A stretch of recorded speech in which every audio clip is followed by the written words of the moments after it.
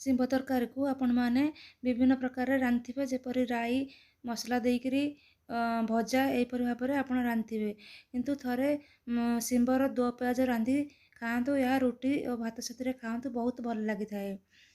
एपरि भाव में थरे बनातु। नमस्कार जय जगन्नाथ मु रीतास किचन को आपण मानकु स्वागत जनाऊँगी। मु एठारे 200 ରୁ 250 ग्राम शिंब को नहीं एवं भल भाव में यहाँ धोई नहीं। शीत दिन में भल फ्रेश शिंब मिलता है। देखु यहीपरि भाव में मुझे काटी नहीं। आलू 2टी मीडियम साइज आलू नहीं यहीपरि भाव में स्क्वायर साइज काटी नहीं। 3 ରୁ 4टी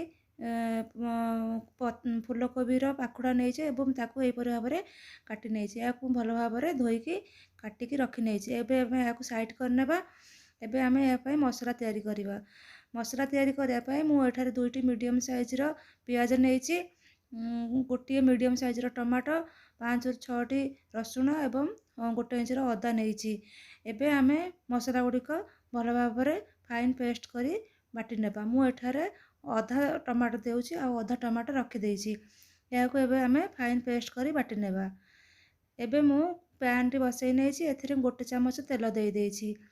एथिरे मु 3टी सुखिला लंका दे देइची एवं अधा चामच जीरा दे देइची। जीरा एवं लंका भल भाव में फुटी आसिले आमे एथिरे काटी रखिथिया परिया गुड़िक टिके भाजी नेबा। याको प्रथमे टिके भाजी नेले यार गंध गुड़िक कंचा गंध गुड़िक चली जाई थाए। आमे प्रथमे बिना हळदी लुण रे याको टिके समय भाजी नेबा। 1 ରୁ 2 मिनिट याको आमे एहीपरि घोड़े भाजी नेबा। एहीपरि भाव में आमे याको टिके घोड़े एपट सेपट करी वर्तमान आमे याको टिके भाजी नेबा। देखंतु एहीपरि भाव में आमे याको भाजी नेबा। एबे आमे याको बाहर कर नेबा। देखंतु एहीपरि भाव में 1 ରୁ 2 मिनिट पर्यंत आपण भाजी नेबे। मु एठारे 1 चामच 2 चामच तेल नहीं एवं बाटी रखिथिबा मसला को एठारे दे देइछि। याको आमे भल भाव में टिके घांटी नेबा। तेल सहित याको मिसई नेबा। एठारे आमे मसला को भल भाव में एठारे कषि नेबा। देखंतु एहीपरि भाव में आमे मसला टी को भल भाव में कषि नेबा।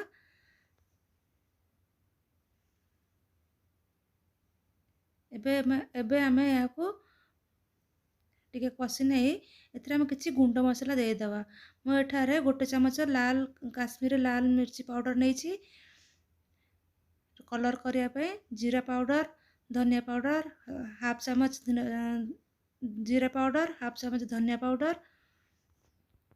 हल्दी गुंडा हाफ चामच स्वाद अनुसार लुण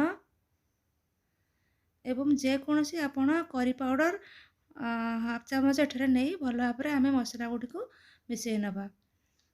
देखंतु एहीपरि भाव में आमे भल भाव में मसला गुड़ी को पियाज अदा रसुण सहित मिसई नबा। एठारे मु बाकी जो अधा टमाटर रखी ताकू एठारे मिसई नबा। ए भाव में भल गोलई नबा।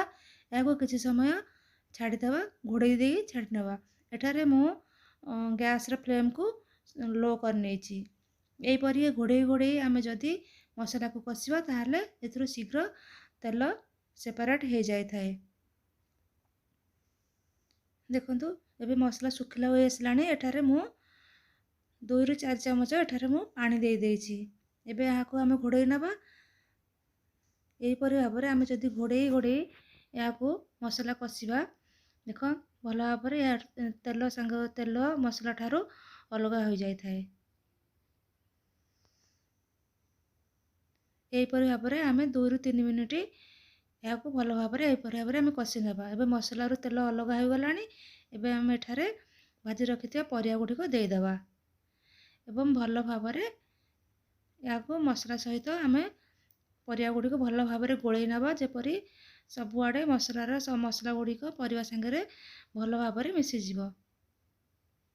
एहीपरि भाव में आमे याको भल भाव में मिसई नबा एवं याको किछि समय घोड़ई की छाड़ी नबा।